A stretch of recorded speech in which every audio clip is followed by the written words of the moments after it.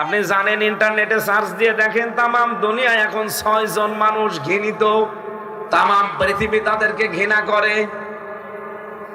যারা একটু লেখাপড়া করে দেখবেন তারা বলতে পারবে 1 নম্বরে এই পৃথিবীতে এখন ঘৃণিত মানুষের তালিকায় নেতানিয়াহুর নাম আছে। যার হাতে এখনো মুসলমানদের রক্ত লেগে আছে। কথা বলছেন না কেন? আমি কি বানাচ্ছি? সব আমার পড়ে আসা। 2 নম্বরে পৃথিবীতে সবচাইতে বড় ঘৃণিত মানুষের তালিকায় এখন নাম আছে মোদি। নরেন্দ্র মোদির নাম পাবেন আপনি। ওর হাতে এখনো মুসলমানদের রক্ত লেগে আছে। আপনি কি মনে করছেন হাদিকে ফেরেশতা মেরে গেছে? না, এখানে অবশ্যই কানেকশন আছে এই কলঙ্ক প্রতিবেশীদের। ওদের টার্গেট আছে। এদেশে কত মানুষ আছে? 20 কোটি। হাদিকে টার্গেট করলো কেন? গতকাল আপনারা তারেক জিয়ার একটা বক্তব্য দেখেছেন। সে কিন্তু ইঙ্গিত অলরেডি দিয়েছে এই ডিসেম্বরের 25 তারিখে দেশে আসার কথা। সে ইঙ্গিত দিয়েছে হাদির উপরে হামলা করার মাধ্যমে অনেকেই মনে করছেন যে আমি মনে হয় দমে যাব। আমি দমে যাওয়া বাবার সন্তান না, আমি জিয়ার সন্তান। উনি আসতে পারছেন না, আসতে দিচ্ছে না। কত রকমের ঝামেলা ওনার মাথার উপরে। হাদিকে টার্গেট এমনি করে নাই। হাদি নাই জীবন দিয়ে এই দেশের মানুষকে ভারতের আগ্রাসন থেকে মুক্তির একটা পথ দেখিয়ে গেল। এতদিন যাই করতেন, ওর এই জীবনের মাধ্যমে বাংলাদেশ এখন সব এক হয়ে গেছে। কয়েকটা দালাল থাকতে পারে, ওই দালাল গুলো আমরা ঘৃণা করি, মাইনাস। কিন্তু বাংলাদেশে এখন আর দলমত নেই। কালকে তারেক জিয়ার এই কথা শুনি আমার খুব ভালো লেগেছে। তাই তো আসতে পারে না কেন? কি বাধা? কোন অজানা বাধা তার উপরে? এই প্রতিবেশী নামী কলঙ্ক, এই শয়তানেরা সারা জীবন চেষ্টা করেছে এই দেশটা যেন না দাঁড়ায়। আপনি জিয়াউর রহমানের জীবনী পড়ে দেখবেন, সারা জীবন ভারতের আগ্রাসনের বিরুদ্ধে ছিল। ম্যাডাম জিয়া সারা জীবন ভারতের আগ্রাসনের বিরুদ্ধে ছিল। নাই তো ওই সময় সেই 9 সালের দিকে তাকে যে প্রস্তাব দিয়েছিল দাদারা, উনি যদি ওই সময় মেনে নিতেন, যে সারাটা জীবন তো ক্ষমতায় হাসিনার মতো থাকতে পারতেন। কিছুই হয়তো না, হয়তো বদনাম হতো। হাসিনার যখন এমন বদনাম হচ্ছে, আমি যে ঘৃণিত মানুষের নামগুলো বলছিলাম, আপনি দেখবেন যে 6 জনের নাম আছে, তার ভেতরে হাসিনার নাম আছে। জবান খুলে পড়ে না, আউযু বিল্লাহি মিনাশ শাইতানির রাজিম। বিসমিল্লাহির রহমানির রহিম।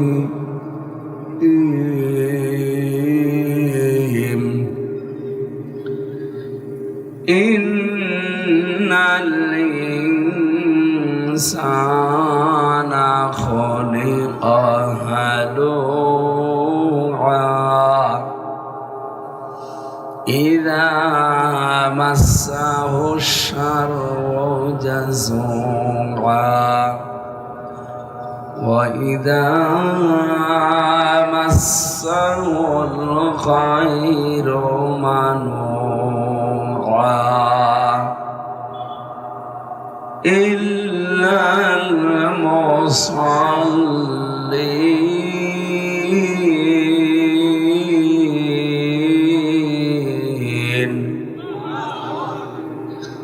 الَّذِينَ هُمْ عَلَى صلاتهم دائمون صدقت يا ربنا।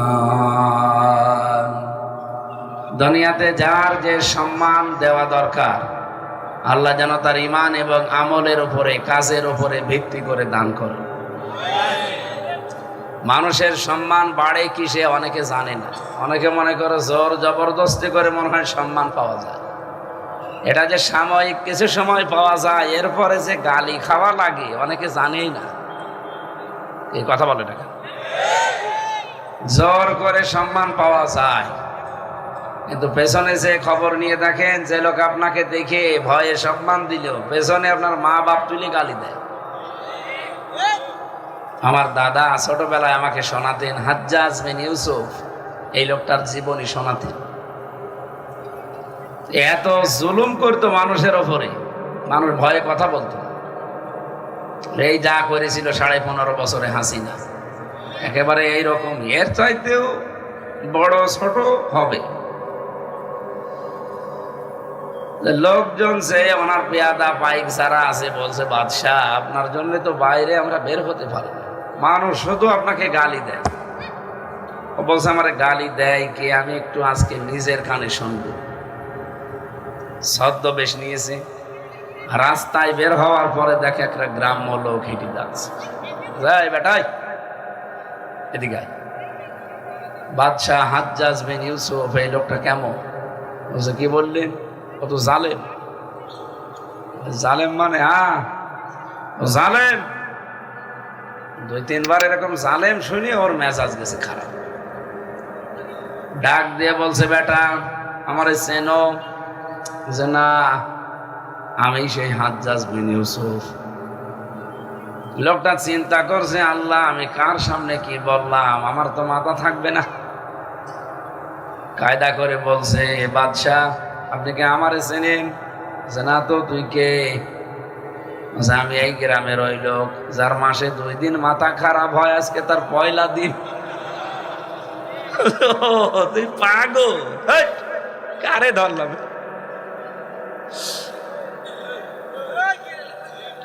আর মাসে 2 দিন মাথা খারাপ হয়, আজকে ওর পয়লা দিন, তার মানে এ মাসে আর একবার হবে। পাগল বইলে ওই দিন বেশি গিয়েছে, তাছাড়া কি বাঁচার কথা ছিল? কথা বোঝেন? মানুষের সম্মান কিসে? আল্লাহ কোরআনে 1500 বছর আগে দিয়েছেন। সূরা মুজাদালার 11 নম্বর আয়াতে আছে, আল্লাহ পাক বলেন, ইয়ারফাউল্লাহুল্লাযীনা আমানু মিনকুম ওয়াল্লাযীনা উতুল ইলমা দারাজাত। ইয়ারফা, এটা মজারে, বর্তমান, ভবিষ্যৎ, প্রেজেন্ট, ফিউচার। তার মানে এখন আল্লাহ বাড়াচ্ছে, ভবিষ্যৎ বলতে কিয়ামত পর্যন্ত বাড়াতেই থাকবে। দিন যত যাবে তার সম্মান মর্যাদা ও দুনিয়ায় না থাকলেও বাড়বে। কাদের? হুল্লাযীনা আমানু মিনকুম, তোমাদের ভেতরে যে মানুষগুলো পৃথিবীতে আল্লাহর প্রতি ঈমান আনবে, দিন যত যাবে এদের সম্মান আল্লাহ দুনিয়ায় বৃদ্ধি করবে। প্রশ্ন আসতে পারে, অনেক বেঈমানের সম্মানও তো দেখি না পৃথিবীতে। সত্যি যারা বেঈমান, ওরা যত কিছুর মালিক হোক, দিন যত যাবে তাদের সম্মান আল্লাহ কমাতে থাকবে। আপনি বলেন তো, আবু জেহেল কি আমাদের মতো সাধারণ মানুষ ছিল না বাদশা ছিল? বলেন বলেন। তাও বাংলাদেশের মতো 56,000 বর্গ মাইলের না। এই দেশটা 28টা জোড়া দিলে যত বড় হবে, সৌদি আরব একাই অত বড় ছিল ওই সময়। এখন আস্তে আস্তে কমে গেছে, তাও এই বাংলাদেশের চাইতে 14 ডবল বড়। আশপাশের দেশগুলো ওই দেশকে ভাগ ভাগ করে নিয়ে এরপরও এত বড় বিশাল দেশ। তাহলে আবু জেহেল এত বড় দেশের বাদশাহ, রাজা ছিল, ঈমান ছিল না। এই জন্য দিন যত যায় তার দাম কমে না বাড়ে। কত মানুষ আজ তার নাম শুনলে ঘৃণা করে। 1500 বছর হয়ে গেল দুনিয়া থেকে বিদায় নিয়েছে। বলেন তো, আজ পর্যন্ত কেউ কি বলেছে যে কুকুরটা আমি আবু জেহেলের নামে রাখলাম? কেউ কুকুরও পোষে না। 2016 সালে গিয়েছিলাম মক্কা মদিনা ঘুরতে ঘুরতে, আমারে নিয়ে গেল বদরের ময়দানে। বিশাল এরিয়া দেখি পড়ে আছে, চাটিয়াল ময়দান। মদিনার যে ড্রাইভার আমারে বলছে, ইয়া সাদিক, হে বন্ধু, এইটা হচ্ছে শয়তানের কবর। হাজা কবরুশ শয়তান, এটা শয়তানের কবর। শয়তানের কবর মানে শয়তানও মরে। হ্যাঁ, এটা আবু জাহেলের কবর। এত পানি দেওয়া হয়, তারপরও এখানে কোনো গাছ হয় না, গাছ হইলেই মরে যায়। অথচ পাশে সাহাবীদের কবর দেখলাম যে ৭০ জন সাহাবী বদরে শহীদ হয়েছিল। ওই ৭০ জনের বিশাল এলাকা জুড়ে কবর আছে। সেখানে খাজুর গাছ, পাকা পাকা খাজুর ধরে। আবু জাহেলের কবরের পাশে বিশাল খেজুরের বাগান, নিচ দিয়ে পানি উঠতেছে, গ্যালন গ্যালন পানি ওঠে। দর পাশেই কবর, পানি দিলেও গাছ হয় না। মনে হয় আল্লাহ ওরে কবরে আপেল খাওয়াচ্ছে।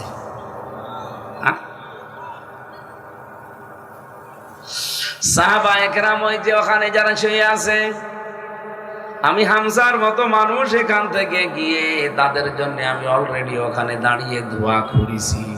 আর আবু জাহেলের কবর দেখার সঙ্গে সঙ্গে আমার মেজাজ খারাপ হয়ে গেছে। অথচ সাহাবীদেরকেও আমি দেখিনি, ও শয়তানটাকেও দেখিনি। ওর প্রতি যে ঘৃণা, এটা তৈরি করে দিল কে? আরো বলে। আর ওই যে 14 জন সাহাবী যারা শহীদ হয়েছে, 14 জন, এই মানুষগুলোর প্রতি আমার যে ভালোবাসা, মহব্বত, এটা তৈরি করেছে কে? রব্বুল আলামিন কোরআনে কারিমে আমাদেরকে শিক্ষাটা দিতে চেয়েছেন, তোমাদের ভেতরে যাদের ঈমান থাকবে, ওয়াল্লাযীনা উতুল ইলমা দারাজাত, আর যারা দুনিয়ায় এলেম, জ্ঞান, এগুলো যারা পাওয়ার পরে এই জ্ঞান অনুযায়ী যারা দুনিয়ায় কাজ করবে। এই এদিকে তাকান। জ্ঞান আমরা কম বেশি সবারই আছে, কিন্তু জ্ঞান অনুযায়ী, বিবেক অনুযায়ী, এলেম অনুযায়ী আমাদের কাজ অনেকের হয় না। এ পর্যন্ত বুঝেছেন কিনা বলেন? আপনি যে আল্লাহর কাছে সম্মান পেতে চান, ঈমান আনতে লাগবে। 2 নম্বরে আপনার যে জ্ঞান আছে, বিবেক আছে, এলেম পেয়েছেন, এইটার উপরে কাজ করা লাগবে। আবু জাহেল জ্ঞানী ছিল, কিন্তু জ্ঞানের উপরে তার কাজ ছিল না। ওর নাম ছিল আবুল হাকাম, জ্ঞানীর পিতা, কিন্তু জ্ঞান অনুযায়ী সে কাজ করে না।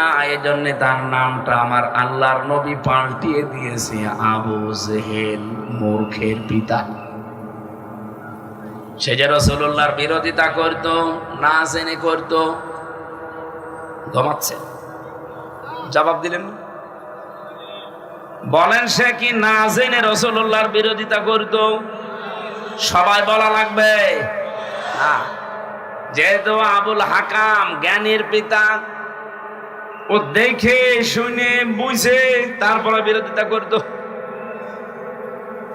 সূরা আনআমের 33-34 নম্বর আয়াতের তাফসিরে পড়লাম, قد نعلم إنه لا يحزنك الذي يقولون فإنهم لا يكذبونك ولكن الظالمين بآيات الله يجحدون।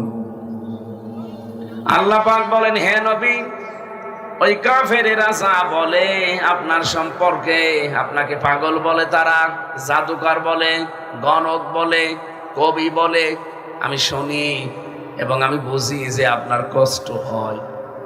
আপনাকে যে সমস্ত উল্টা পাল্টা নাম দিয়েছে তারা, এতে আপনার কষ্ট হয় আমি জানি। কিন্তু আশ্চর্যের বিষয়, আজ পর্যন্ত তারা কিন্তু আপনাকে মিথ্যাবাদী বলে নাই। কি আয়াতের শানে নজুলে দেখবেন, ফিজিলালিল কোরআনে আছে। সাইয়্যিদ কুতুব রহমাতুল্লাহ আলাইহি লিখেছেন, আখনাস বিন শুরাইক, এই লোকটা কাফেরদের পরিচালনা করত। আবু জাহেলের কাছে গোপন ঘরে এসে একদিন বলছে, নেতা, আব্দুল্লাহর বেটা মোহাম্মদ যেটা বলে এটা কি সত্য না মিথ্যা? আবু জাহেল ওই দিন বলছে, আশপাশে কেউ নেই তো? বলছে, না। গোপনে তোরে বলি, মোহাম্মদ যেটা বলে, লাইসা হাযা কালামুল বাশার। আমি যেটা বললাম এটা শোনার পরে আমি একদিকে খেয়াল করে দেখে একদিন সুবহানাল্লাহ বলছে, অথচ এটা আবু জাহেলের কথা। সুর দিয়ে পড়েছি, মনে করছে কোরআনের আয়াত বলছে। এখন যদি আপনাকে আমি সুর দিয়ে গালিও দেই, আমার মনে হয় অনেকেই মনে করবে হুজুর দোয়া করছে। আউজেল কি বলেছিল?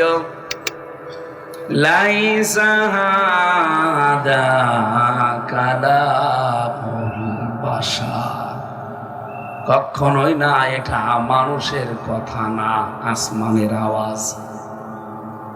ও যা বলে সব সত্য কথা। আকনা 6 দিন ডাক দিয়েছে নেতা, কি বলেন আপনি?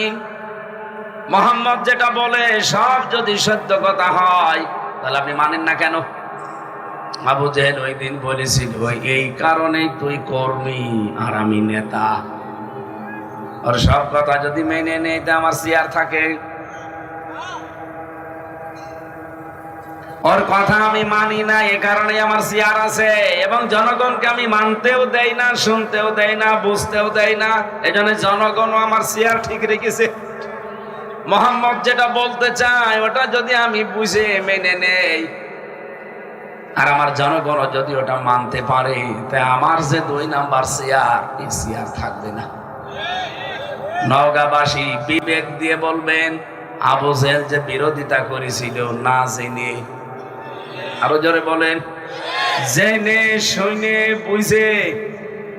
আমার তো মনে হয় বাংলাদেশে বহু আবু জেহেলের মতো লোক আপনি পাবেন যারা জেনে শুনে বুঝে কোরআনের বিরোধিতা করে। টকশোতে যে মানুষগুলো বসে কোরআনের ভুল ধরে, ওরা কি মনে করছেন কোনো জ্ঞান নেই ওদের? ওরা বুয়েট থেকে পাশ করা, ওরা ঢাকা বিশ্ববিদ্যালয় থেকে পাশ করা, বাইরের বিশ্ববিদ্যালয়গুলো থেকে ওরা অনার্স মাস্টার্স করা, ডক্টরেট করা। বসে বসে কাজ নেই, কি করবে? মুসলমানদের কোরআনের ভুল ধরে। এ মানুষগুলো জানে শোনে বোঝে, এরপরও ইসলাম যেন এ দেশে কায়েম না হতে পারে, ওদের যত রকমের কাজ কারবার সব ওই কেন্দ্রিক। আরো আসতে বলেন। তাহলে এখান থেকে কি বুঝলেন আপনি? এই পৃথিবীতে অনেকেই যারা জেনে শুনে বুঝে ইসলামের সত্য এই দিনের কোরআনের বিরোধিতা করছেন, আপনার 2টা ক্ষতি হবে। নওগাঁবাসী, এই আয়াত থেকে আমি যেটা বুঝেছি আবার বলছি, এদিকে তাকান।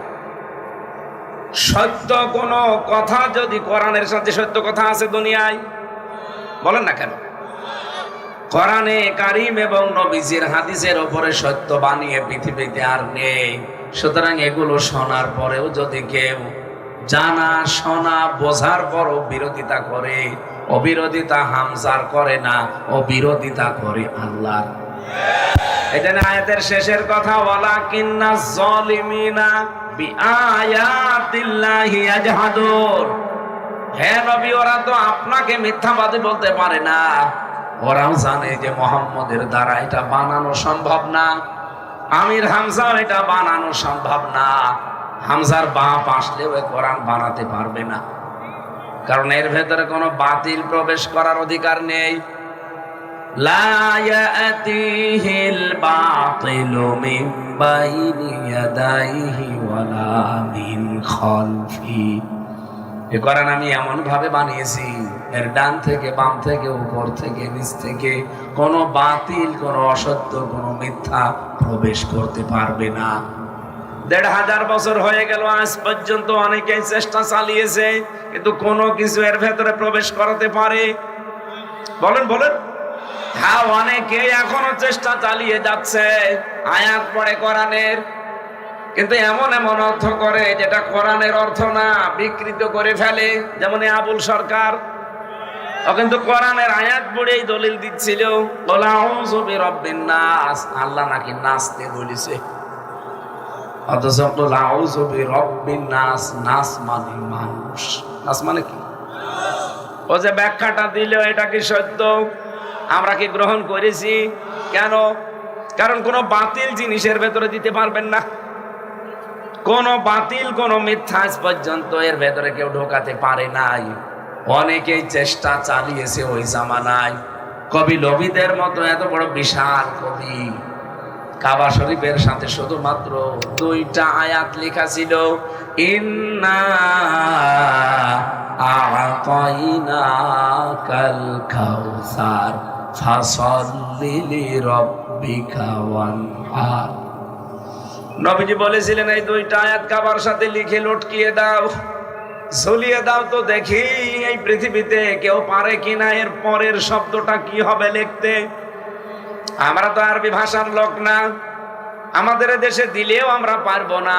যাদের দেশের ভাষা আরবি, আরবির উপরে তাদের পাণ্ডিত্য ছিল, এত চেষ্টা করে করেও তারা পারে নাই।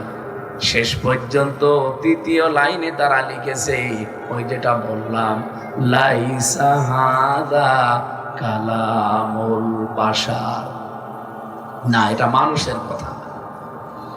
এর ছন্দ, এর শব্দগুলো, এর গাঁথনি এমন সুন্দর, এই শব্দগুলো আবিষ্কার করা সম্ভব না, কারণ এগুলো বানিয়েছেন সব আল্লাহ নিজে। সুবহানাল্লাহ বলতে পারবেন? আপনি চিন্তা করেন তো, একটা শব্দ আজ পর্যন্ত কেউ ঢোকাতে পারলো না, কারণ এর গ্যারান্টি আল্লাহ নিজে নিয়েছেন। অন্যান্য কিতাবও আল্লাহ নাজিল করেছেন, কিন্তু গ্যারান্টি নেননি। যেমন জাবুর, ইনজিল, তাওরাত, এগুলো আল্লাহ পাঠিয়েছে, কিন্তু ওগুলোর হেফাজতের দায়িত্ব আল্লাহ নেয়নি। বহু মানুষের ভেতরে মন মতো কথা ঢুকিয়ে উলট পালট করে ফেলেছে। এই জন্য পৃথিবীতে কোনো জায়গার আসল ইনজিল পাবেন না, আসল তাওরাত জবুর পাবেন না। আমি খ্রিস্টান দেশগুলোতে গিয়েছি, আমি বৌদ্ধদের দেশে গেছি, চীন দেশে, সিঙ্গাপুরে, এখানে বৌদ্ধ বেশি। হিন্দুদের যে কয়টা রাষ্ট্র আছে প্রায়গুলো দেশে দেশে আমি ঘুরেছি। এমনকি খ্রিস্টানদের, ইহুদিদের সাথে আমি মিশেছি, কথা বলে দেখেছি। তাদের ওই দেশে ইহুদিদেরকে যদি জিজ্ঞাসা করা হয়, হোয়াট ইজ ইউর প্রফেট, তোমাদের নবীর নাম কি, কে তোমাদের নবী? আমরা যেমন আমাদের নবীর নাম জিজ্ঞাসা করলে বলি মুহাম্মাদুর, কথা বলেন না কেন? মুহাম্মাদুর। কোন ইহুদিকে যদি আপনি আমেরিকায় জিজ্ঞাসা করেন যে তোমার নবীর নাম কি, ও বলবে জোসেফ। জোসেফ মানে মুসা আলাইহিস সালাম। আমরা যেমন হযরতে মুসা কালিমুল্লাহ বলে ডাকি, ওরা বলে জোসেফ। খ্রিস্টানদের সাথে মিশেছিলাম, জিজ্ঞাসা করলাম নবীর নাম কি, ওরা বলছে যিশু। যিশু মানে ঈসা আলাইহিস সালাম। আমরা যেটাকে ঈসা রূহুল্লাহ বলে ডাকি, ওরা বলে যিশু। এই মানুষগুলোর কিতাবের নাম জিজ্ঞাসা করলে ওরা কিতাবের নামও পাল্টিয়ে ফেলেছে। ওল্ড টেস্টামেন্ট, নিউ টেস্টামেন্ট নাম দিয়েছে, আল্লাহ নাম দিয়েছিল তাওরাত, ইনজিল, ওরা পাল্টিয়ে দিয়েছে টেস্টামেন্ট। কিন্তু কোরআনে কারিমের নাম আল্লাহ দিয়েছেন ইন্নাহু লাকুরআনুন কারীম। নিশ্চয় এটা সম্মানিত কোরআনে কারীম। ১৫০০ বছর হয়ে গেল, এই নামটা আজ পর্যন্ত কেউ পাল্টাতে পারে নাই। এ কোরআনে আমি ৫৫টা নাম পেয়েছি, এর বিশেষ নাম 5টা। আল কোরআন, আল কিতাব, আল ফুরকান, আজ জিকির, আন নূর, এই 5টা নাম আসল।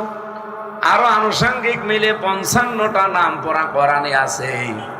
আজ পর্যন্ত এই নামগুলোর কেউ বিকৃতি ঘটাতে পারে নাই। ঘটাতে গেলে ওই আবুল সরকারের মতো ধরা খেয়েছে। এর আগে বহু মানুষ চেষ্টা চালিয়েছে।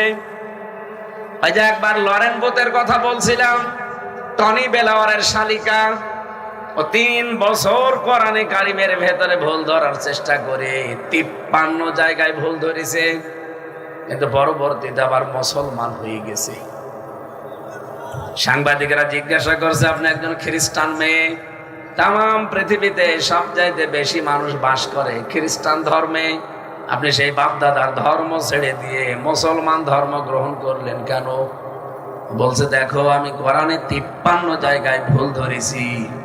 আশ্চর্যের বিষয়, যেখানেই ভুল ধরি দেখি তার পরের আয়াতে আল্লাহ ওই জবাব দিয়ে দিয়েছে। আমি মনে করি যে এটা ভুল, যেগুলা লাল দাগ লাগে, আবার মনে করি এটা ভুল, লাল দাগ মারি, দেখি তার পরের আয়াতে আল্লাহ ওই জবাব ১৫০০ বছর আগে দিয়েছে। আমার জীবনের ভুলই ধরা পড়ে গেল, বাপ দাদার ধর্মে আমি আর নেই। ইসলাম গ্রহণ করে মুসলমান অলরেডি হয়ে গেছে, এখনো পর্যন্ত একটা লোক বেঁচে আছে, কেয়ার্স স্টেফেন। তাম পৃথিবীতে একজন নাম করা পপ শিল্পী, সঙ্গীত শিল্পী, যে মাইকেল জ্যাকসন নাম শোনেন, এরকম নাম করা লোক প্রতিদিন তার যে উপায়, আপনার এই মহাদেবপুরের উত্তরপুর না উত্তর গ্রাম এরকম একটা এলাকা, তার প্রতিদিনের ইনকাম দিয়ে অনাসে চলবে। প্রতিদিন যে টাকার মদ খায়, যেভাবে মেয়েদের পেছনে খরচ করে, উলঙ্গ অর্ধ উলঙ্গ দুইটা মেয়ে লোক নিয়ে উঠতেছে সিঁড়ি বয়ে, কিছু লিফট বয়ে, একটা কনসার্টে যাবে, হঠাৎ করে একটা গানের আওয়াজ কানের ভেতরে ভেসে এসেছে। চিন্তা করছি এত সুন্দর গান কে বলে, পৃথিবীর বহু শিল্পীর গান তো আমার কাছে আছে, এইটা আবার কে? ইংরেজিতে ওনার জীবনী পাওয়া যায়, দেখবেন কেয়ার্স স্টেফেন। আমি পড়তে পড়তে দেখি এই লোকটা বান্ধবীদেরকে বলছে, তোমরা রুমে যাও, আমি আসতেছি, গ্লাসে মদ তোমরা ঢেলতে থাকো। লিফট বয়ে নিচে নেমে এসে দেখে এক দোকান থেকে আওয়াজ আসতেছে। ও তো মনে করছে গান, কিন্তু ওটা আসছিল কোরআনে কারিমের সূরা রহমানের তেলাওয়াত। দোকানদারকে যে জিজ্ঞাসা করছে এর রচয়িতাকে, লিখেছে কে এই গান, এই গানের সুরকার কে, এত সুন্দর শিল্পী? দোকানদার মুসলমান ছিল, ডাক দিয়ে বলে, আল্লাহর বান্দা, এটা দুনিয়ার কেউ লেখে নাই, লিখেছে স্বয়ং আল্লাহ। এটার সুরকার হচ্ছে বিশ্বকারী আব্দুল বাসেত। বলছে গান আমি শিখতে চাই। গান আপনি শিখতে চান তো মুসলমান হওয়া লাগবে। বলে তাই হব, জীবনের যত কোটি কোটি ডলার আমি উপায় করেছি সব দরকার এই গানের পেছনে ব্যয় করব, কারণ বিশ্বের বহু শিল্পীর গান আমার কাছে আছে, এত সুন্দর গান আমি আজও শুনি নাই। এমনিতেই বিশ্বকারী আব্দুল বাসেতের তেলাওয়াত, তার যে কণ্ঠ, তিনি গলা ছেড়ে দিয়ে একবার রাশিয়াতে পড়েছিলেন। রাশিয়ার যে সমস্ত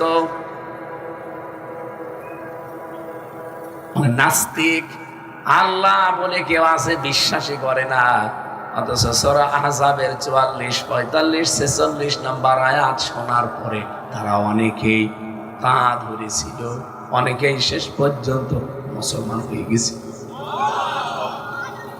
চলে গেল ওখান থেকে মিশরে, মুসলমান হয়ে গেল, নাম পরিবর্তন করে দিল ইউসুফ ইসলাম।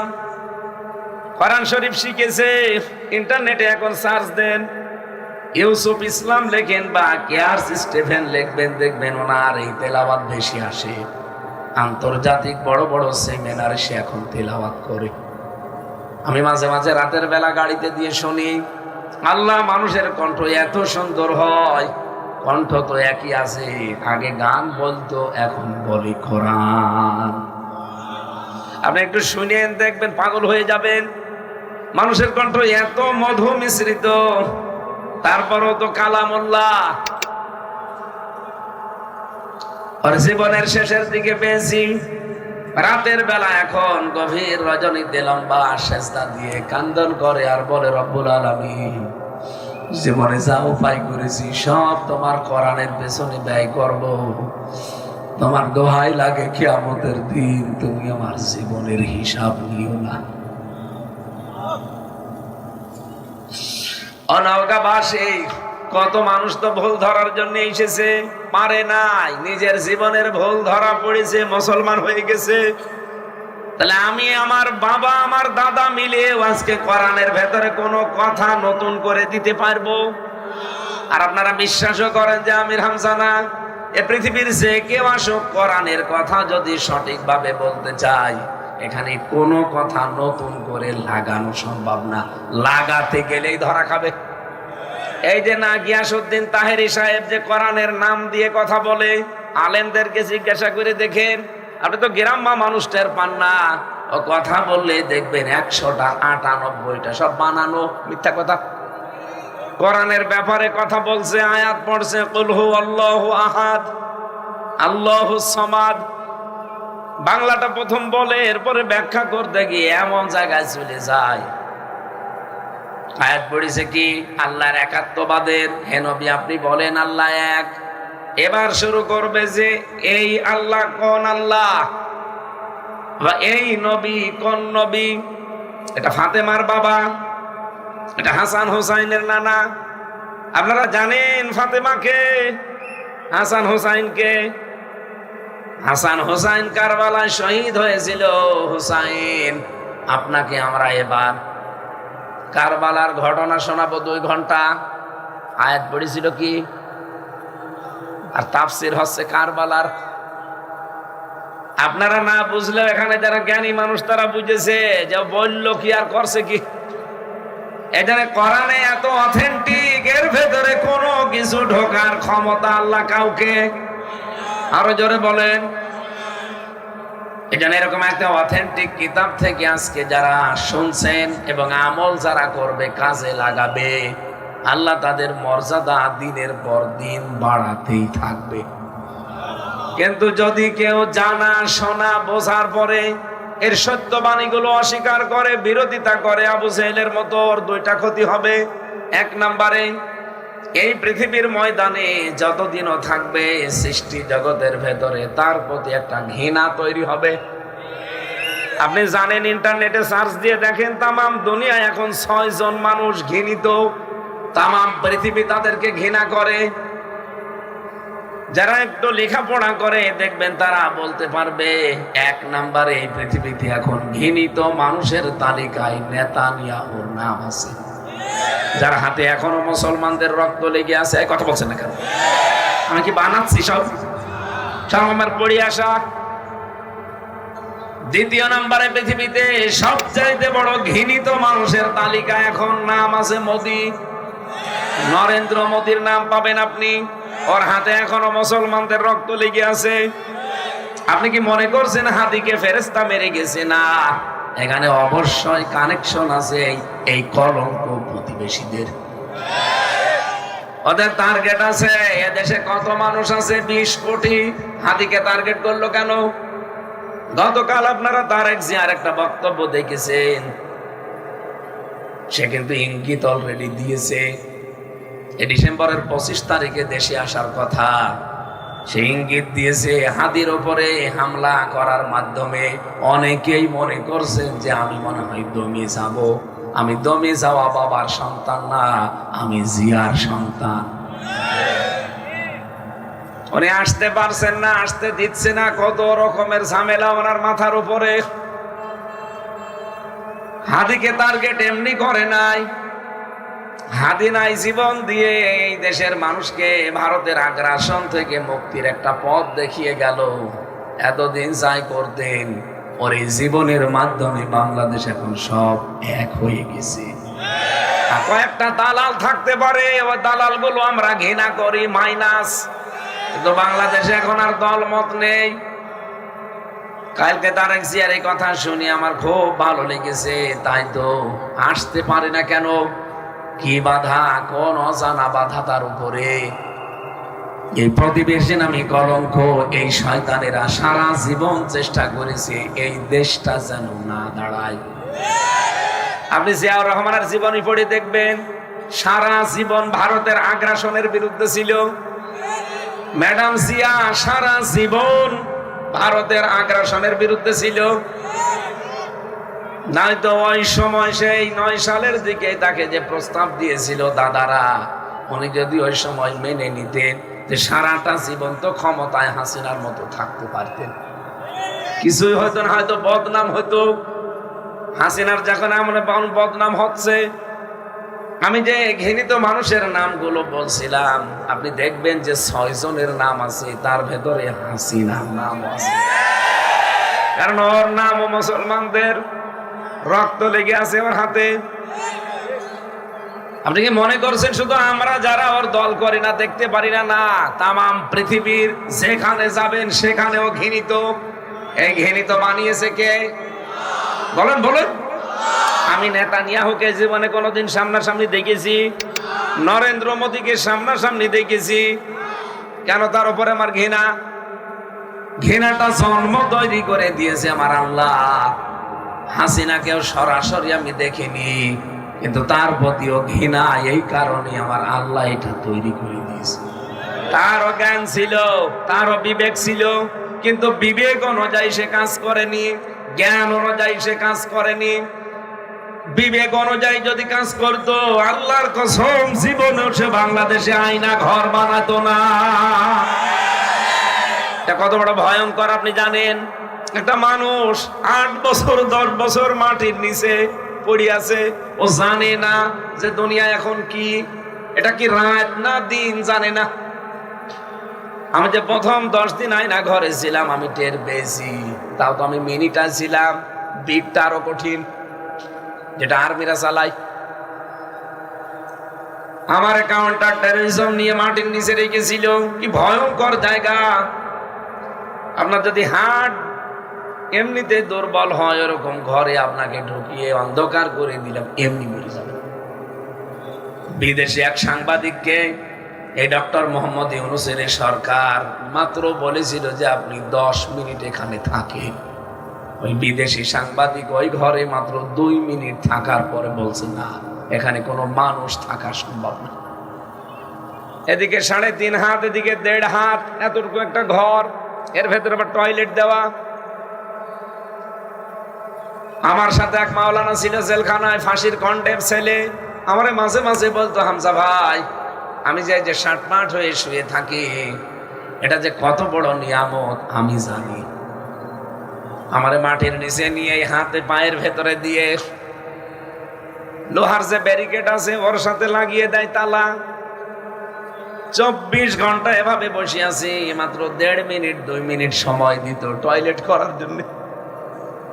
একটা মানুষ 24 ঘন্টা এভাবে বসে থাকলে তার মজা থাকবে, কি ব্যথা হয় আমি রিমান্ডে টের পেয়েছিলাম। আমরা যখন 11 ঘন্টা মাজায় দড়ি দিয়েছিল, ওই সময় বুঝেছিলাম যে কি কষ্ট। আমার আগে একজনকে নিয়ে গেল, দেখলাম ভালো মানুষ গেল, চট্টগ্রামে বাড়ি, ছাত্র দল করে, অস্ত্র মামলা দিয়ে তারে দিয়েছে জেলে। রিমান্ডে আমার সাথে ছিল পাশে, ভালো মানুষ দেখলাম গেল, নিয়ে আসার সময় দেখছি এ হাতের পায়ের নখ একটাও নেই, চামড়া, এই যে চামড়া তুলে ফেলেছে। আমি বলছি আপনি চিল্লাচ্ছেন, এখানকার আওয়াজ তো বাইরে যাবে না, কারণ এই ঘর তো মাটির নিচে। কি হয়েছে? হাত আর পা বের করে বলছে এই দেখেন নখ একটাও নেই। আমারে বলছে আপনি প্রস্তুতি নেন, আপনারও এখন ডাকবে, কারণ এরপরে সিরিয়াল আপনি।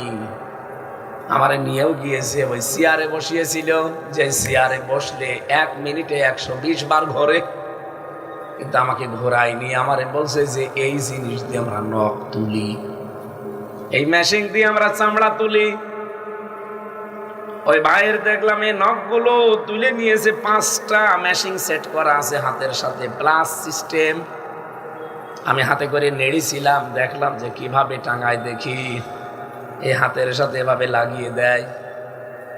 একটা মেশিনের সাথে সুইচ সেট করা আছে, তারা শুধু একবার টিপ দেবে, একবারে 5টা নখ খুলে চলে আসবে। মানে এই নখ মানে এই যে উপরের, এটা কি বলে? হ্যাঁ, কাটলোগা। এতটুকু ছিঁড়ে আসলে তো এর ভেতর দিয়ে ফিনকি দিয়ে রক্ত আসবে। এরপরে এর ভেতরে যে বাস্তা সেলাই করে যে সুচ, ওইটা ঢোকাবে। সুচের মাথা তো সোসলা হয়, ওইটার মাথা আবার 2 দিক থেকে বের করা। ঢোকার সময় ভালোই ঢোকে, কিন্তু বের হওয়ার সময় গোস্ত টেনে বের করে। এরপরও যদি ছেড়ে দিত না, এর উপর আবার লবণ দেয়। এই কঠিন পরিস্থিতি ফেস করেছি। মাঝে মাঝে মনে হতো আল্লাহ, হাসিনা কি আসলেই মানুষের বাচ্চা না জানোয়ারের বাচ্চা? ও এত কঠিন হয় কি করে? ও তো জানে যে অন্তত মাটির নিচে ঘরটা আছে, এই আয়না ঘর নামে যে ঘরগুলো বাংলাদেশে বানানো, কেউ না জানুক, ও তো জানে। কি কথা বলছে না কেন? ও জানে না, ওর বিবেক কাজ করে নাই, ও ক্ষমতার মোহে অন্ধ হয়ে পড়েছিল, দাদাকে খুশি করার জন্য পাগল হয়ে গিয়েছিল। আমার আল্লাহ তামাম দুনিয়ায় তারে ঘৃণিত করে দিয়েছে। 2 নম্বরে তাহলে বিবেক অনুযায়ী, জ্ঞান অনুযায়ী যারা কাজ করবে না তাদের প্রতি ঘৃণা তৈরি করে দেবে কে? আর 2 নম্বরে কি? কোরআনের সূরা ইউনূস 11 নম্বর পারা 19 নম্বর পৃষ্ঠার 5 নম্বর লাইনের 100 নম্বর আয়াতের শেষের দিকে পাবেন এইটা, ওয়ায়াজআলুর রিজসা আলাল্লাযীনা লা ইয়াকিলুন।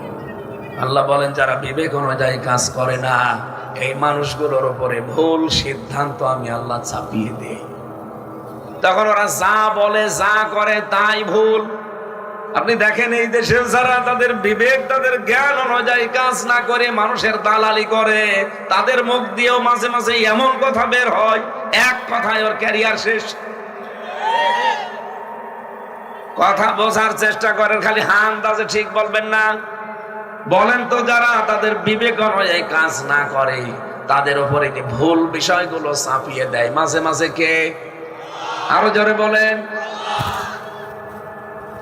ওসমান হাদিকে টার্গেট করে ওরা শুধু ওসমানকে মেরে ফেলতে চায়নি, ওদের টার্গেট আরো আছে সামনে। হাসনাত আব্দুল্লাহ শুধুমাত্র কালকে অহংকার দিয়েছে এই দেশ আমরা একটু ছোট, পাশের দেশ এত বড় দেশ থাকলে যদি আমাদের দেশের নিরাপত্তা না থাকে, আমাদের দেশে যদি মাঝে মাঝে আপনারা অশান্ত করেন, তাহলে আপনাদের মতো বড় দেশ আমরা পৃথিবীতে রাখতে চাই না। 7 সিস্টার ভেঙে দিয়ে দেশটাকে ছোট করে ফেলব। আপনারাও ছোট হয়ে যাবেন, তখন এত দাদাগিরি আর করতে পারবেন না। কথা তো ঠিকই আছে। আপনি আমার প্রতিবেশী, মাঝে মাঝে আমাকে উস্কানি দেন, অশান্ত করার জন্য চেষ্টা করেন। এত বড় প্রতিবেশী থাকলে যদি আমার ক্ষতি হয়ে যায়, তা আমি তো এত বড় প্রতিবেশী দেখতে চাই না। আপনি ভুটানের মতো, মায়ানমারের মতো, শ্রীলঙ্কার মতো, থাইল্যান্ডের মতো এরকম ছোট ছোট প্রতিবেশী হোক, কেউ কাউকে কিছু বলবে না। আপনি দেখেন মালয়েশিয়া, থাইল্যান্ড, সিঙ্গাপুর সব পাশাপাশি, কোনো ঝামেলা নেই তাদের। আর আমাদের সারা জীবনের ঝামেলা একটা, খালি একটু বড় দেশ এই অহংকারে বাঁচে না। এবার আর অহংকার করতে দেব না। 7 সিস্টার যদি ভেঙে 7 টুকরা হয়ে যায়, তখন দাদার ধুতি খুলে যাবে। এমনি যে শুল্ক আমেরিকা চাপিয়েছে, দাদার ধুতি নেই। আমার মনে হয় দাদা শুধু আন্ডার করে থাকে।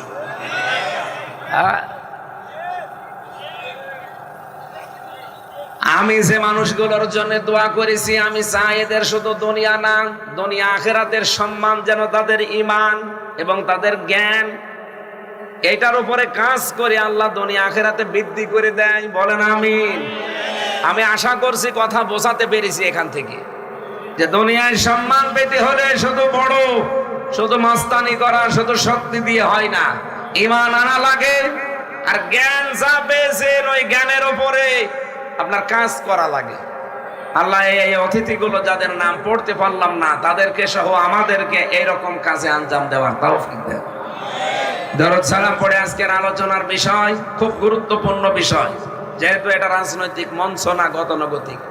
আমরা মানুষ হিসাবে সব দলের লোক এসেছি কিছু খোরাকি নিতে, নাকি চলে যাবেন বাড়ি। সূরা মারেজ এর 20 নম্বর আয়াত থেকে শুরু করে আমি 4টা আয়াত 5টা আয়াত পড়েছি। 35 নম্বর আয়াত পর্যন্ত আমি তাফসীর আজকে করব ইনশাআল্লাহ। আপনারা থাকবেন না চলে যাবেন?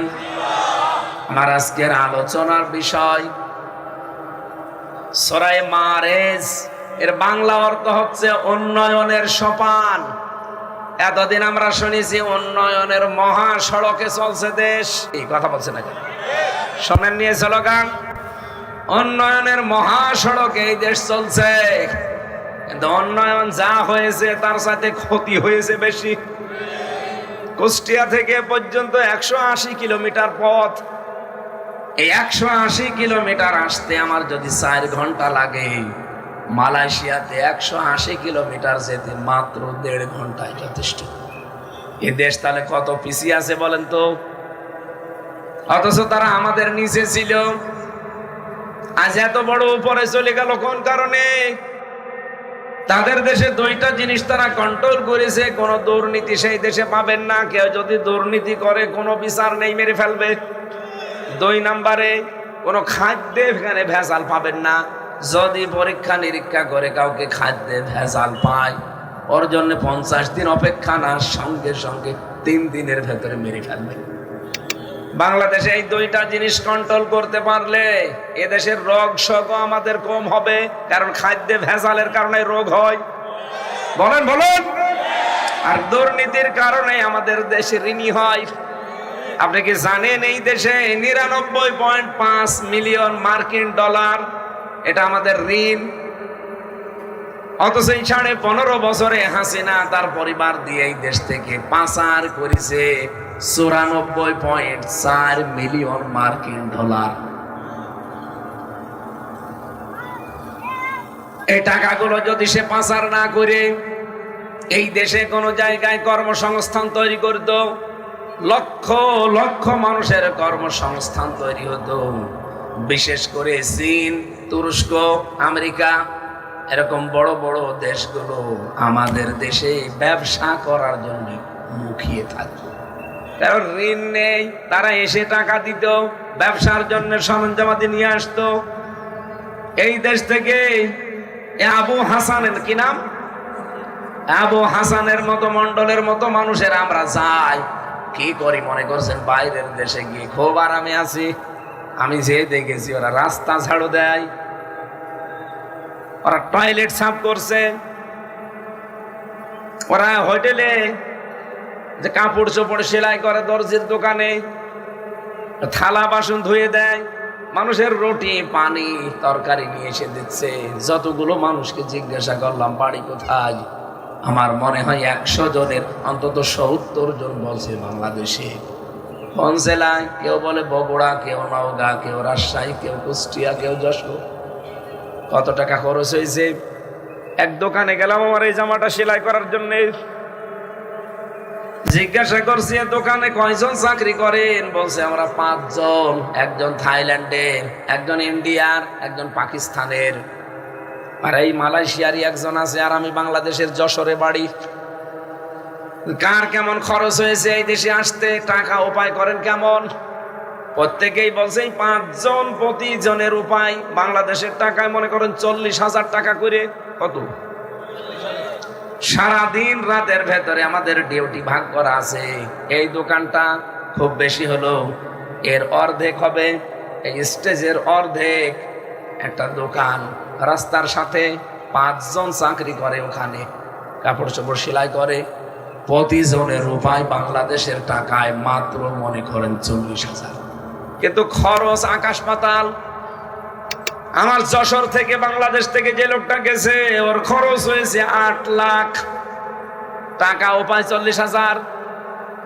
ইন্ডিয়া থেকে যে গেছে তার খরচ হয়েছে 1,20,000, তার টাকা উপায় 40,000। পাকিস্তান থেকে যে এসেছে তার খরচ 1 লাখ, তার উপায় 40,000। থাইল্যান্ড থেকে যে এসেছে ওর খরচ 30,000, ওর উপায় মাঝে 40,000। বলেন তো এই যে বৈষম্যটা, এটা কি ওই দেশের সরকার তৈরি করেছে? ওরা তো ওই মালয়েশিয়া, এটা মালয়েশিয়ার ঘটনা। এরা আমেরিকার কি বলে, পাকিস্তানের সাথে, থাইল্যান্ডের সাথে, ইন্ডিয়ার সাথে ওদের ঠিক যা খরচ তাই নিয়ে ওদের শ্রমিক গুলো কাজ করাচ্ছে। আর আমরা এমন পাগল, আমাদের খরচ হচ্ছে 8.5 লাখ, 8 লাখ, অথচ টাকাও পাই।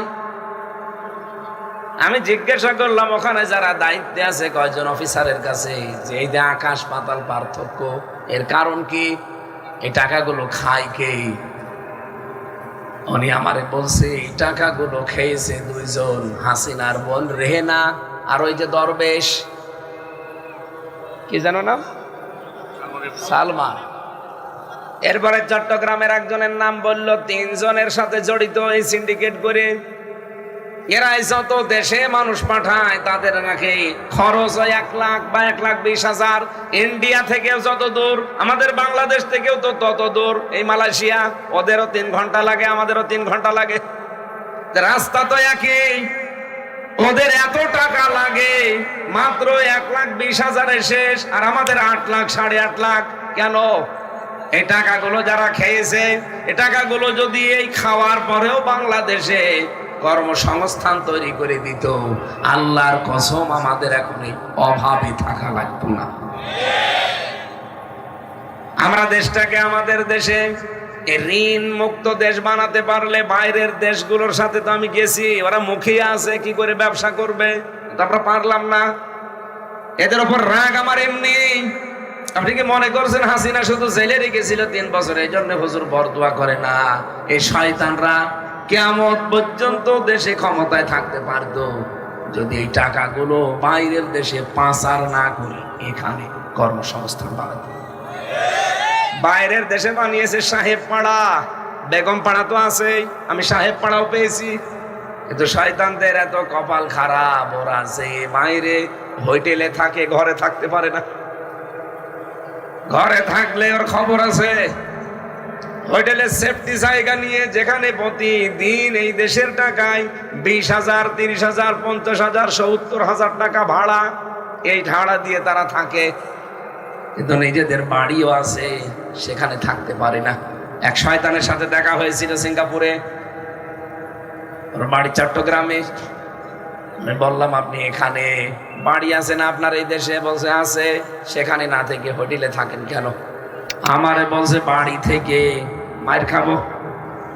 এ দেশে প্রায় 20 লাখ বাঙালি বাস করে, এই মালয়েশিয়াতে, সিঙ্গাপুরে এরকম লক্ষ লক্ষ মানুষ আছে বাংলাদেশের।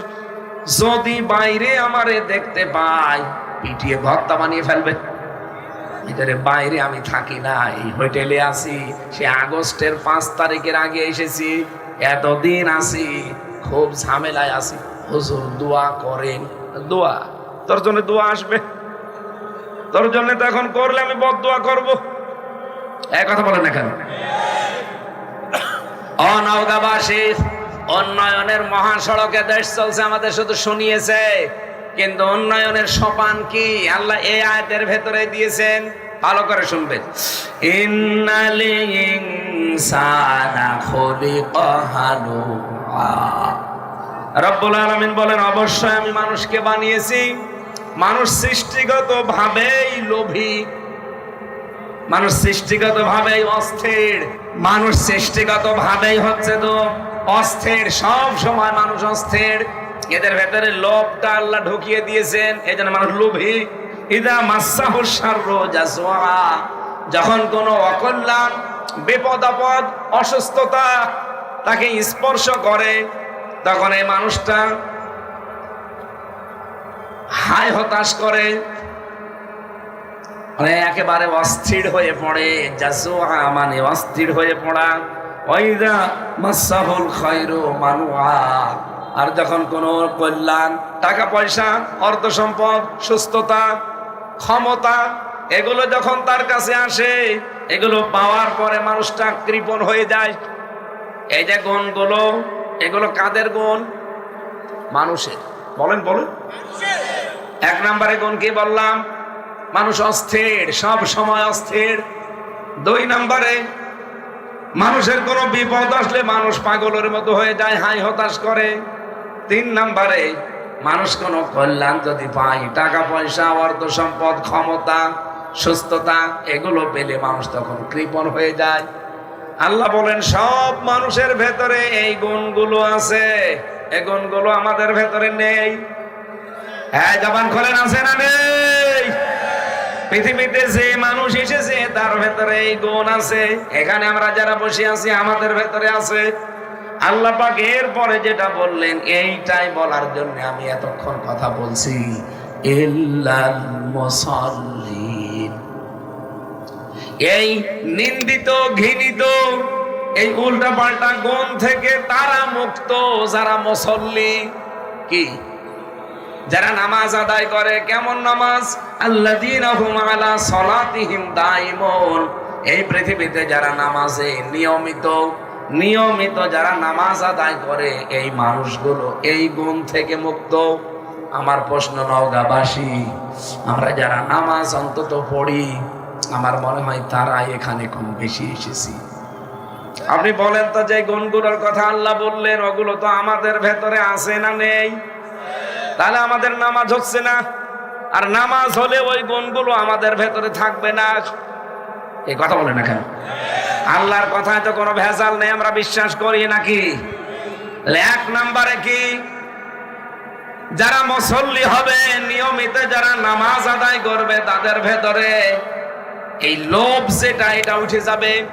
সে যে কোনো ধরনের লোভ হতে পারে, সম্পদের লোভ, স্ত্রীর লোভ, ক্ষমতার লোভ, সন্তানের লোভ, পৃথিবীর মায়া, মহব্বত, মমতা, এটা আল্লাহ তার অন্তর থেকে তুলে দেবেও যদি নামাজি হয়।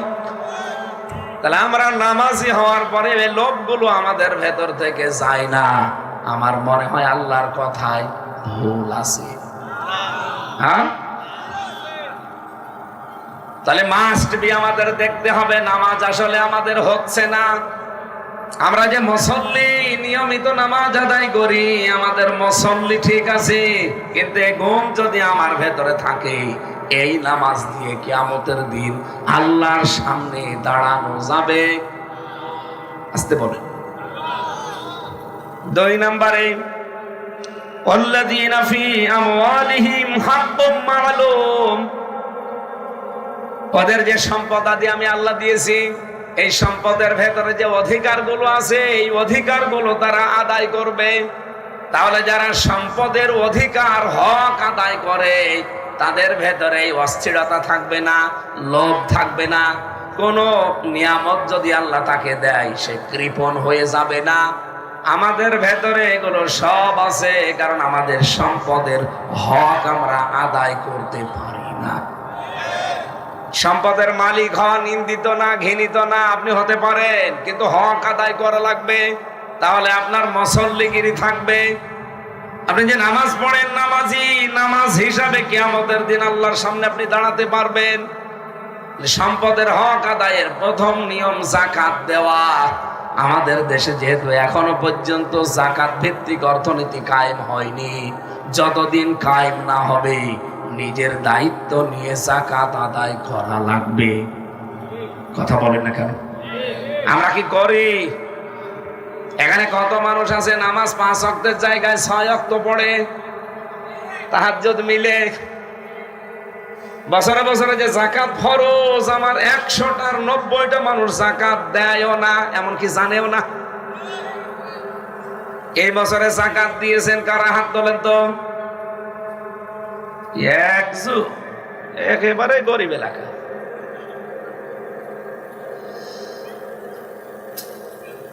আমি যাকাতের হিসাবটা একটু বলছি, কারণ এটা ফরজ বিধান। আপনি যদি যাকাত ফরজ হওয়ার পরেও না দিয়ে মারা যান, এই মালটাই কিয়ামতের দিন সাপ হয়ে আপনাকে কামড় দিয়ে বলবে, আনা মাল, আমি তোর সেই সম্পদ। যেই সম্পদ আপনি রেখে যাচ্ছেন, এইটাই যদি সাপ হয়ে আপনাকে কামড় দেয়, ওরকম সম্পদ রেখে যাওয়ার চাইতে ও দান করে যাওয়াই ভালো।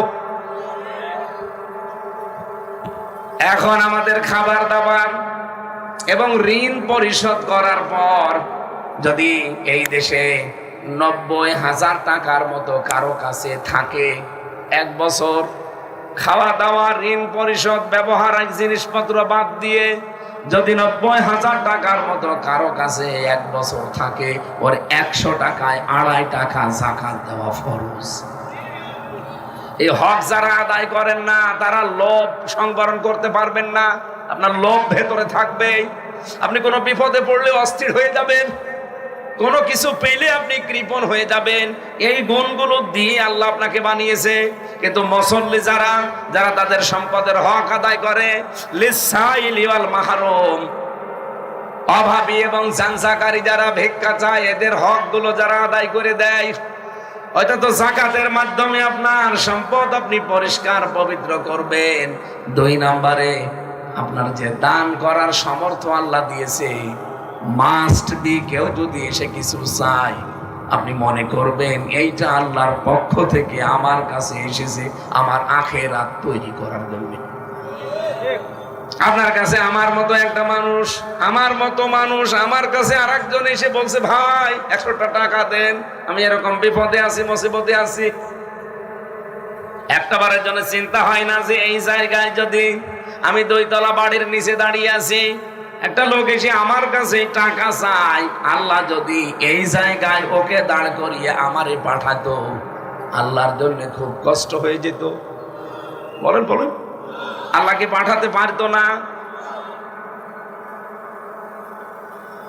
আল্লাহ পাক অবশ্যই আমাকে এই দুই তলা বালির মালিকের কাছে আমার এর মতো হাত পাতাতে পারতো, আল্লাহ পাতায়নি। সুতরাং আমার যে হক আছে আমার সম্পদের উপরে, এই গরিব দুঃখী ভিক্ষুকের, এতিম মিসকিন অসহায় জানজাকারীর, আমি যতদিন বেঁচে আছি এই হকটা আমি যাকাতের মাধ্যমে, দানের মাধ্যমে, সাদকার মাধ্যমে আদায় করতে থাকবো। এটা মুসল্লির গুণ। আমরা নামাজও পড়ি, এই গুণগুলো আমাদের 100 জনের 90 জনের নেই, তা কিসের মুসল্লি আমি? আল্লাহ পাক বলেন আল্লাযীনা ইউসাদ্দিকুনা বিয়াউমিদ্দিন।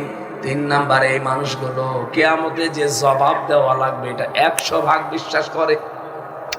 আমার তো মনে হয় আয়াতটা পড়লে মাঝে মাঝে যে পৃথিবীতে মানুষের চরিত্র বদলাতে কিচ্ছু লাগবে না, শুধু কিয়ামতে জবাব দেওয়া লাগবে। এই বিশ্বাসটা যার ভেতরে যত বেশি, ওর জীবন তত বেশি পরিচ্ছন্ন হবে। কিচ্ছু লাগবে না, শুধু এইটা দরকার। বলেন তো, ওই যে মক্কার কাফের গুলো, ওই মানুষগুলো কেন ভালো হয়ে গেল? তাদেরকে এই কিয়ামতের কথা নবীজি বলেছিলেন যে এই জামানাই শেষ না, এই জীবনই শেষ জীবন না, এরপরে আরেকটা জীবন আসবে। এই জীবনে তোমাদেরকে দাঁড়িয়ে জবাব দেওয়া লাগবে। এই কথাগুলো যত বলেছেন, যত শুনেছেন, যত বুঝেছে, ওই মানুষগুলোর চরিত্র এই পৃথিবীর শ্রেষ্ঠ চরিত্র হয়ে গেছে। হযরত ওমর এমন ডেঞ্জার মানুষ ছিলেন, ওই জামানায় বাচ্চারা যদি খাবার না খেত, মায়েরা বলতো তাড়াতাড়ি খাবার খেয়ে নে, ওমর আসতেছে। এত ভয়ঙ্কর মানুষ, তার নাম শুনলেই বাচ্চারাও ভয় পেয়ে খাবার খেয়ে নিত।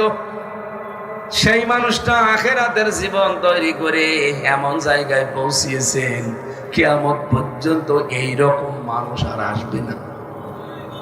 দেশের বাদশা হওয়ার পরও রাতের বেলা খোঁজ খবর নিয়ে নিয়ে বেড়াতেন। আমি ওমরের জীবনী পড়ে যা পেয়েছি, বাংলাদেশে মাত্র 1628 জন দায়িত্বে আছে এই বিশাল দেশে। এই 1628 জন মানুষ যদি হযরত ওমরের মতো তৈরি হয়ে যায়, আল্লাহর কসম বাংলাদেশ মিনি জান্নাত হয়ে যাবে। আমাদের কোনো কিছুর অভাব নেই। কে বলেছে আমরা গরিব একেবারে? আমাদের কোনো কিছুর অভাব আমি পাই না। একটা জিনিসের অভাব, এই দেশে মানুষের চরিত্রের অভাব। আর চরিত্রগুলো অর্জন হয় না এই কারণে, কারণ আমরা মুসল্লি না, আমাদের হকগুলো সম্পদের আদায় হয় না। জানজাকারী ভিক্ষুকের যে হক, এটা আমরা আদায় করতে চাই না। কিয়ামতে জবাব দেওয়া লাগবে, এই টেন্ডেন্সি আমাদের ভেতরে নেই। এই জন্য আমাদের দেশটা আজ পিছিয়ে যায়, দাঁড়ায় না। আল্লাহ পাক বলেন আল্লাযীনা হুম মিন আযাবি রাব্বিহিম মুশফিকুন। তারা ভীত সন্তুষ্ট থাকে সব সময় তাদের রবের আযাবের ভয়ে। ইন্না আযাবা রাব্বিহিম গায়রু মামুন। অবশ্যই তোমার রবের আযাব সম্পর্কে কেউ মুক্ত না। আমি মাঝে মাঝে আমার 3.5 হাত বডি নিয়ে চিন্তা করি, আল্লাহ তুমি যদি আমাকে টাইট করতে চাও, ওই আবরাহার বাদশার মতো আবাবিল পাখি লাগবে না, নমরুদের মতো ন্যাংড়া মশা দেওয়া লাগবে না। শুধুমাত্র আমার 3.5 হাত বডিতে 5.5 কেজি রক্ত চলছে। আল্লাহ যদি বলে দেয় যে রক্তের ভেতরে ক্যান্সার লাগিয়ে দিলাম, যা 14 বংশ বিক্রি করে আমার ঔষধের পয়সা হবে না। আজকে জমান নামাজ কুষ্টিয়াতে পড়লাম, বের হয়েই দেখি একটা লোক চেয়ারে বসে আছে। দেখে আমি একবারে আলহামদুলিল্লাহ পড়েছি। উনি বলছে আলহামদুলিল্লাহ বললেন, আমি আপনার দৃশ্য দেখে বলেছি আপনি আমার মতোই দেখতে, সবল মানুষ চেয়ারে বসে আছেন। হুজুর আমি আগে হাঁটতে পারতাম, সব আমার ভালো ছিল।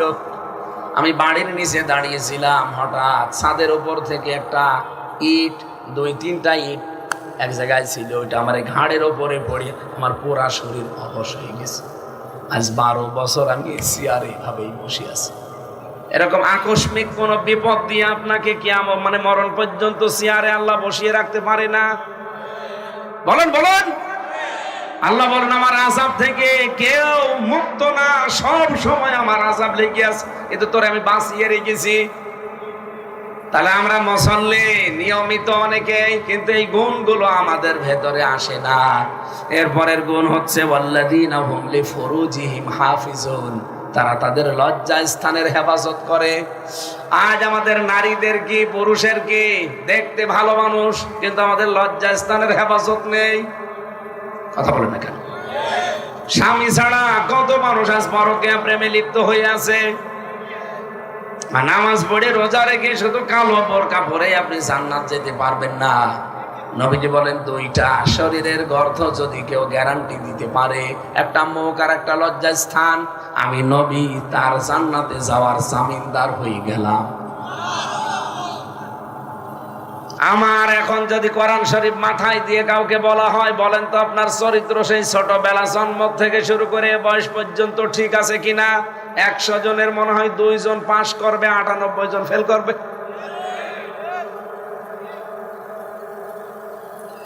যে 2 জন পাস করবেন হাত তোলেন তো। 1 জন, 2 জন, 3 জন হয়ে যাচ্ছে কেন? 2 জন হবে। কিছু বোঝেন কি বলি? দেখে মোবাইল দেখি, কার সাথে কি লাইন আছে দেখি।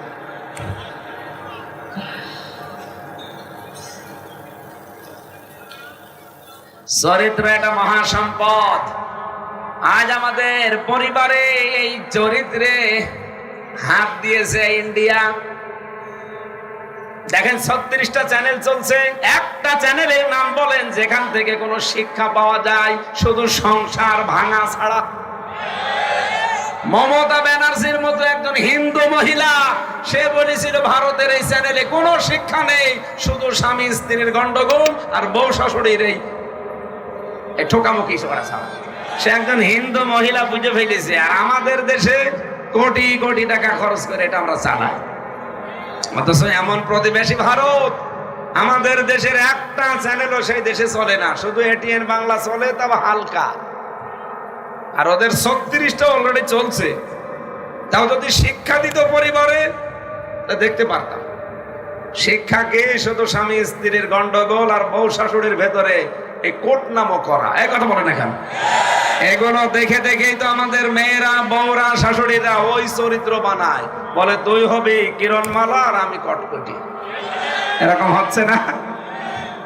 না, এটা বন্ধ করা লাগবে। কোন মুসলমান মেয়েদের জন্য ভারতের এই সিরিয়াল দেখা অন্তত জায়েজ নেই। এটা দেখে দেখে আপনার চরিত্র ধ্বংস হয়ে যাচ্ছে। ইল্লা আলা আজওয়াজিহিম আও মা মালাকাত আইমানুহুম ফাইন্নাহুম গায়রু মালুমিন।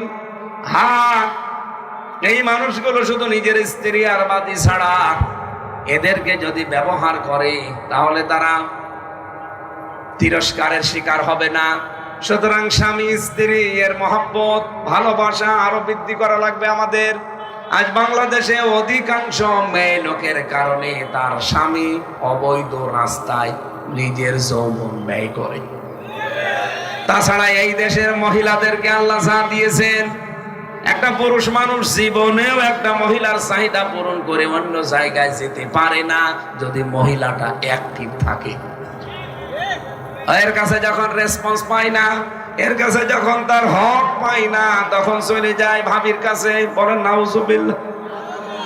এদেশে এরকম পরিবার নেই, চলছে।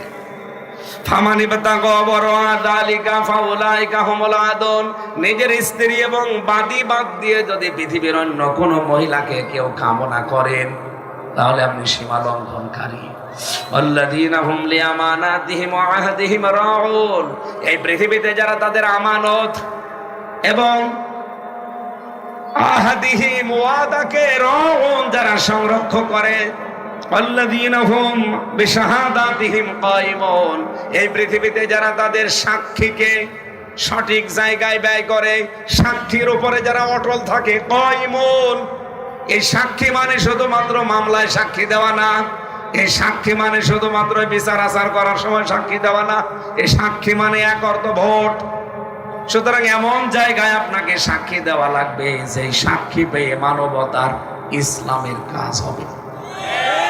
কিন্তু বহু সাক্ষী আমরা দেখি 500 টাকা 1000 টাকা নিয়ে নিজের সাক্ষীকে বিক্রি করে দিয়ে 5 বছর একাধারে খালি হাই হতাশ করে। এরকম সাক্ষী দেওয়া যাবে? 50 জন দাঁড়া, কোনো অসুবিধা নেই। আপনি দেখবেন যার চরিত্র, আপনি দেখবেন যার দ্বারা ন্যায়, ইনসাফ, মানবতা এবং আল্লাহ রসুলের কাজ হবে, ও আত্মীয় না হলেও তাকে সাক্ষী দেওয়া লাগবে। ভোট মানে সাক্ষী না?